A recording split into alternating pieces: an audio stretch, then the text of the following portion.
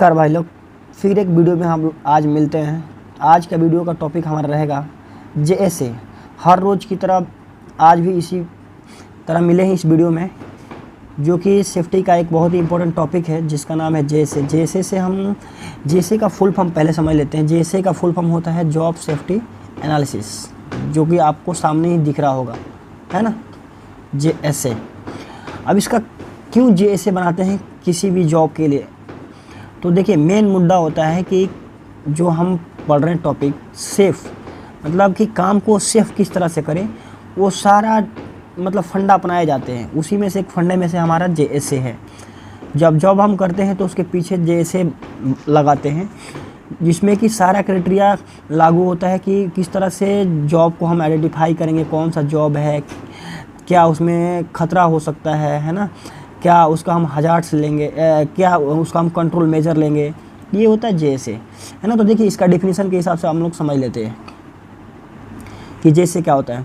कि job safety analysis is a safety tools, मतलब safety का एक टूल्स है। कैन बी डिफाइंड, एक ऐसा डिफाइन कर सकते हैं कि control hazards associated with a particular task के साथ, इसको क्या करते हैं, एक पार्टिकुलर टास्क के साथ हजार्ड्स को एसोसिएट करते हैं। ओके, मतलब उसको पहचानते हैं, फिर उसके कंट्रोल को जो खतरा है उसको ख़त्म कर सकते हैं किस तरह से, वही एक सिस्टम है, टूल्स है जेएसए। ये रिटन डॉक्यूमेंट्स के रूप में माना जाता है। दूसरे शब्दों में अगर बात करें तो it is a systematic examination. किसी भी जॉब का एक सिस्टमेटिक एग्जामिनेशन है करते हैं हम लोग, और उसका डॉक्यूमेंटेशन करते हैं, है ना, हर टास्क पे जो भी टास्क करना है।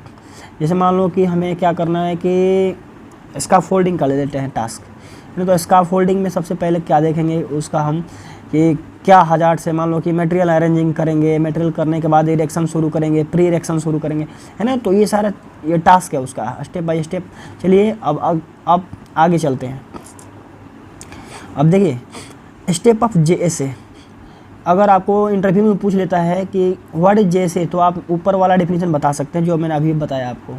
फिर पूछ लिया, अगर मान लो सेकंड इसी में पूछ लिया कि अगर क्वेश्चन कर रहा है आपका जेएसए से, तो पूछेगा एकदम निश्चित फिक्स है कि स्टेप ऑफ जेएसए क्या होता है, बताइए। तो आप बता सकते हैं कि sir there are 4 steps of JSA. Number first, select the job to be analyse, मतलब ये है कि कोई भी जॉब जो हम कराने वाले हैं उसको सबसे पहले सेलेक्ट करेंगे कौन सा टाइप का जॉब है ना।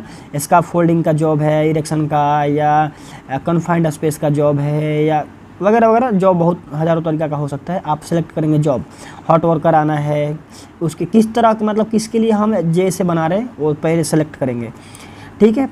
फिर क्या करेंगे कि जॉब को ना हम स्टेप बाय स्टेप तोड़ते हैं, ब्रेक डाउन करते हैं, break down the job into the sequence of step, मतलब उसके स्टेप बाय स्टेप। जैसे मान लो कि हमें क्या करना है कि हॉट वर्क कराना है, तो सबसे पहले क्या करेंगे, पावर टूल्स को अरेंज करते हैं, जो हॉट वर्क वाले आदमी हैं उसको हम अरेंज करते हैं, फिर उसके बाद वहाँ का हाउसकीपिंग कराते हैं, फिर आगे का प्रोसेस जो होता है करना होता है ना।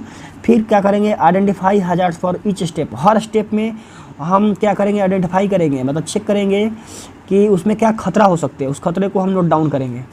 फिर क्या करेंगे, डेवलप प्रिवेंशन मेजर, मतलब उस खतरे का रोकथाम के लिए हम क्या उपाय करें, किस तरह से उसको रोकें, ये हम चौथा ऑप्शन होता है हमारा। चौथा ऑप्शन नहीं, चौथा नियम होता है।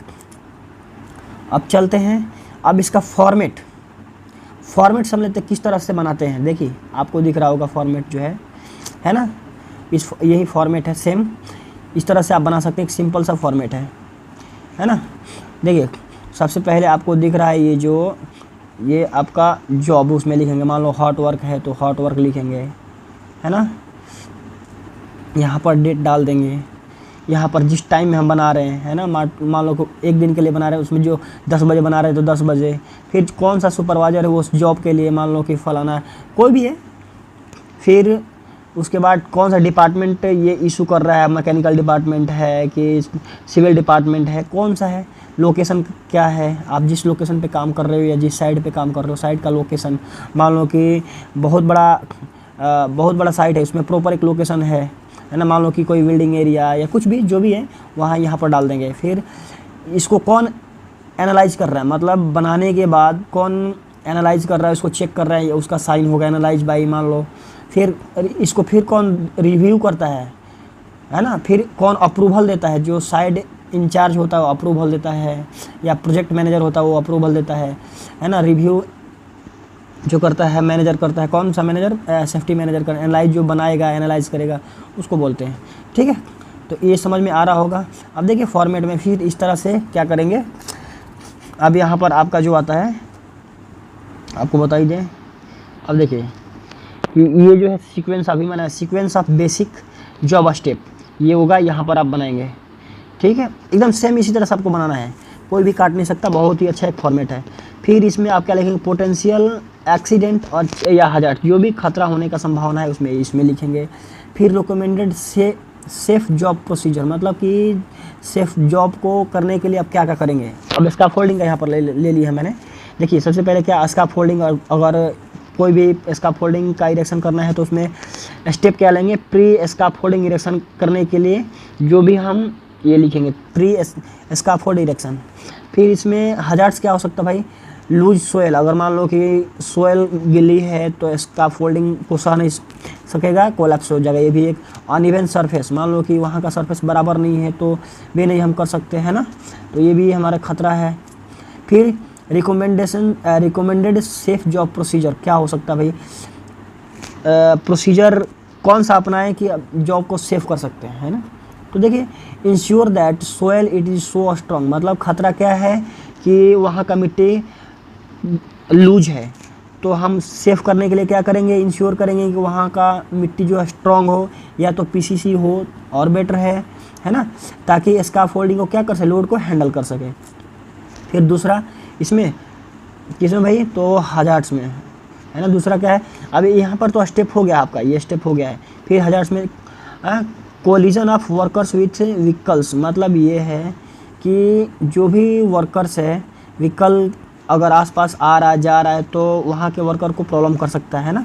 तो हम क्या करेंगे, वहाँ का क्या लेंगे भाई स्टेप सेफ रखने के लिए, बैरिकेड द वर्किंग एरिया, जो भी जहाँ पर इंस्टॉल कराना है ना, उस जहाँ पर हमारा स्कैफोल्डिंग बनाना है उसको बैरिकेड कर देंगे आसपास, ताकि लोगों को प्रॉब्लम ना हो, व्हीकल आ रहा है तो नहीं आए, है ना। फिर वहाँ पर साइन बोर्ड लगा देंगे कि this area is in progress, work progress, है ना, इस तरह से लगा देंगे तो लोग समझ जाएंगे। फिर तीसरा रस्टेड एंड ब्रेक पोस्ट, जो भी उसमें हम मटेरियल यूज कर रहे हैं, मान लो स्कैफोल्डिंग का, वो क्या हो सकता है, रस्टेड हो सकता है, जंग लगा हुआ हो सकता है, तो भी टूटने का डर हो सकता है। फिर तो हम इसके लिए क्या करेंगे, सेफ्टी अगर ensure that the post are the not rusted and the matching with the standard, मतलब जो भी स्टैंडर्ड होता है वो मैचिंग कराएंगे, स्कैफोल्डिंग के लिए मटेरियल को लाएंगे, है ना। इंश्योर कर लेंगे हम उसका पोस्ट कहीं सड़ा गला टूटा उटा तो नहीं है, ये सारा चेक कर लेंगे, है ना। चेक करने के बाद ही हम क्या करेंगे, बनाएंगे। देखिए तो एक मैंने आपको फॉर्मेट बनाया, जो भी आप बनाना चाहते हैं ना, जो भी कोई भी जैसे बनाना चाहते हैं तो इस फॉर्मेट के हिसाब से बना सकते हैं। मान लो आपको हॉट वर्क बनाना है, तो हॉट वर्क बनाना है ना, तो हॉट वर्क में सबसे पहले यह अगर यहाँ पर लिख देंगे sequence of basic job step में क्या करेंगे, यहाँ पर प्री स्कैफोल्डिंग इरेक्शन की जगह क्या लिखेंगे, हम लिख देंगे कि हॉट वर्क में जो भी सबसे पहले क्या करते हैं कि हॉट वर्क मटेरियल को हम अरेंज करते हैं, है ना। मतलब ये है कि ब्रिंग वेल्डिंग मशीन या हॉट वर्क के लिए जो भी मशीन से वो लाएंगे। फिर उसमें हजार्ड्स क्या हो सकता है भाई, हॉट वर्क में हजार्ड्स होता है जो भी स्पार्क गिरेगा वो, मतलब ऐसा बोल सकते हैं ना कि खतरा में हमें ले लेंगे हजार्ड्स में कि जल सकता है, बर्न हो सकता है, जल सकता है ना, तो ये हो जाएगा। तो वहाँ पर हम क्या करेंगे, अगर बात करें रिकमेंडेड सेफ में तो जो भी बर्निंग मटेरियल हटा देंगे, फ्लेमेबल मटेरियल को हटा देंगे। फिर दूसरा में अगर बात करें तो हम क्या कर सकते हैं, क्या हजार्ड्स हो सकता है, दूसरा में अगर बात करें हजार्ड्स का तो स्पार्क्स अगर ऊपर काम कर रहे हैं या स्पार्क्स हमारा बाहर निकल सकता है, तो उसके लिए स्पार्क अगर बाहर निकलने के लिए क्या करें, फायर ब्लैंकेट लगा देंगे यहाँ पर, है ना, सेफ मेजर्स में प्रोसीजर में, है ना। तो इस तरह से हम कोई भी जैसे बना सकते हैं। तो उम्मीद करता हूँ आप लोगों को समझ में आ गया होगा, है ना। चलिए वीडियो को यहाँ पर अंत करते हैं। Thank you.